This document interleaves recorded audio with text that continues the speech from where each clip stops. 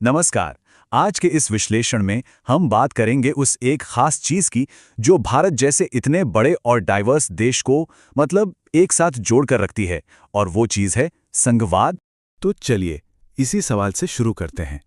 और ये कोई छोटा मोटा सवाल नहीं है। सोचिए, एक ऐसा देश जहां 1.4 अरब लोग रहते हैं, सैकड़ों भाषाएं हैं, इतनी सारी अलग अलग संस्कृतियां हैं, उसको एकजुट रखना ये अपने आप में एक बहुत बड़ी बात है ना? तो आखिर ये होता कैसे है? इसका राज क्या है? इस सवाल के जवाब ना हमें इस नक्शे में दिखना शुरू होता है। ये जो भारत का पॉलिटिकल मैप है, ये हमेशा से ऐसा नहीं था। पिछले 70 सालों में आप देखेंगे राज्यों की सीमाएं, उनके नाम सब बदलते रहे हैं। जैसे मैसूर बन गया कर्नाटक या मद्रास बन गया तमिलनाडु।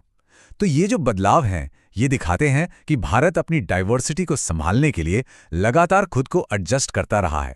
तो इस इतनी बड़ी, इतनी कॉम्प्लेक्स प्रॉब्लम का सॉल्यूशन क्या है?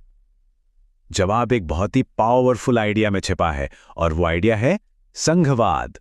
तो आखिर ये संघवाद है क्या चीज?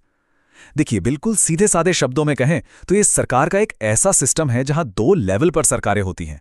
एक पूरे देश के लिए, जिसे हम केंद्र सरकार कहते हैं, और दूसरी हर राज्य के लिए, यानी राज्य सरकार।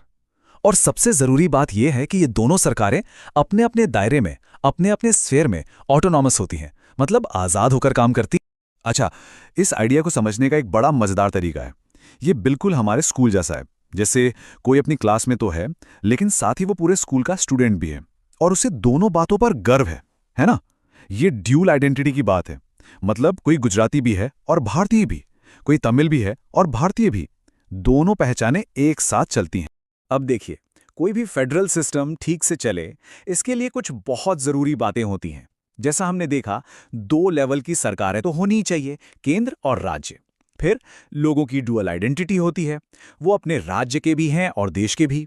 इसके अलावा एक लिखा हुआ संविधान होना चाहिए, एक रिटन कॉन्स्टिट्यूशन जो बताए कि किसकी क्या पावर है। और हाँ, एक इंडिपेंडेंट जुडिशरी, मतलब एक ऐसी अदालत जो केंद्र और राज्यों के बीच अगर कोई झगड़ा हो जाए तो उसे सुलझा सके।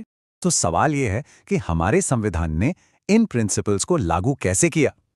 चलिए उस ब्लूप्रिंट को देखते हैं, पावर शेयरिंग का वो प्लान जो हमारे कॉन्स्टिट्यूशन में दिया गया है। तो यहां जो चीज देखने वाली है वो ये कि संविधान ने बहुत ही समझदारी से पावर्स को 3 लिस्ट में बांट दिया है। पहली है यूनियन लिस्ट। इसमें वो सब्जेक्ट हैं जो पूरे देश के लिए जरूरी हैं, जैसे डिफेंस, फॉरेन अफेयर्स। इन पर कानून बनाने का हक सिर्फ केंद्र सरकार का है। फिर आती है स्टेट लिस्ट। इसमें वो चीजें हैं जो लोकल लेवल पे इंपॉर्टेंट हैं, जैसे पुलिस, खेतीबाड़ी। इन पर राज्य सरकारें काम करती हैं। और फिर एक तीसरी बड़ी इंटरेस्टिंग लिस्ट है, कंकरेंट लिस्ट। इसमें एजुकेशन, फॉरेस्ट जैसे विषय हैं जिन पर केंद्र और राज्य दोनों कानून बना सकते हैं। लेकिन अगर दोनों के कानून में कोई कॉन्फ्लिक्ट हो जाए तो केंद्र का कानून ही माना जाएगा। ये दिखाता है कि नेशनल यूनिटी को कितनी प्रायोरिटी दी गई है। लेकिन एक सवाल उठता है, उन सब्जेक्ट्स का क्या जिनके बारे में संविधान बनाने वालों ने सोचा ही नहीं था? मतलब जो बाद में आए। समय के साथ तो नई नई चीजें आती हैं, नई चैलेंजेस आती हैं। तो संविधान ने इस फ्यूचर प्लानिंग के लिए क्या किया? इसका जवाब है रेजिड्यूरी पावर्स या अवशिष्ट शक्तियां। मतलब ऐसे सब्जेक्ट जो इन तीनों में से किसी भी लिस्ट में नहीं है, जैसे आज के जमाने में साइबर लॉ। संविधान ये साफ कहता है कि ऐसे किसी भी नए विषय पर कानून बनाने की पावर सिर्फ और सिर्फ केंद्र सरकार के पास होगी। है ना कमाल की फ्यूचर प्लानिंग? तो कागज पर तो ये पूरा सिस्टम बहुत बढ़िया लगता है ना? लेकिन असल दुनिया में, रियल लाइफ में संघवाद कैसे काम करता है, यहां आकर मामला थोड़ा पेचीदा हो जाता है। ये जो अखबारों की सुर्खियां हैं, ये अक्सर हमें असलियत दिखाती हैं।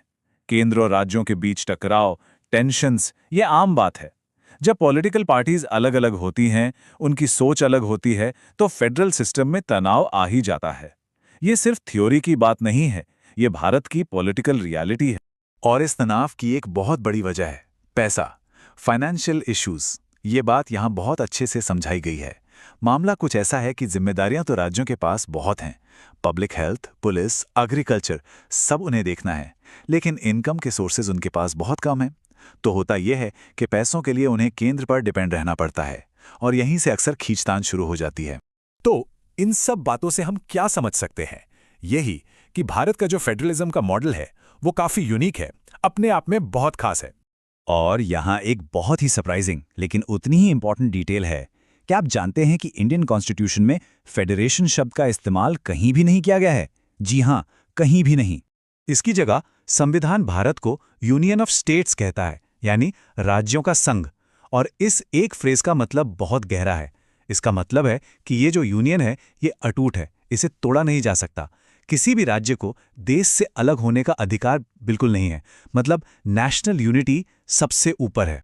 तो कुल मिलाकर बात यह है कि भारत के फेडरलिज्म का पूरा ढांचा एक ही मकसद को पूरा करने के लिए बनाया गया है, यूनिटी इन डाइवर्सिटी। यानी भारत की इतनी बड़ी डाइवर्सिटी को जगह भी देना, उसे एकोमोडेट करना और साथ ही ये पक्का करना कि देश की एकता पर कभी कोई आंच ना आए। और आखिर में ये पूरी बातचीत हमें एक बड़े सवाल पर लाके छोड़ देती है। केंद्र और राज्यों के बीच ये जो लगातार नेगोशिएशन होता है, ये जो खींचतान होती है, कभी कभी टकराव भी होता है, तो क्या ये हमारे सिस्टम की कमजोरी है या फिर यही वो प्रोसेस है जो असल में भारत को इतना फ्लेक्सिबल और इतना मजबूत बनाती है? इस पर सोचिएगा जरूर।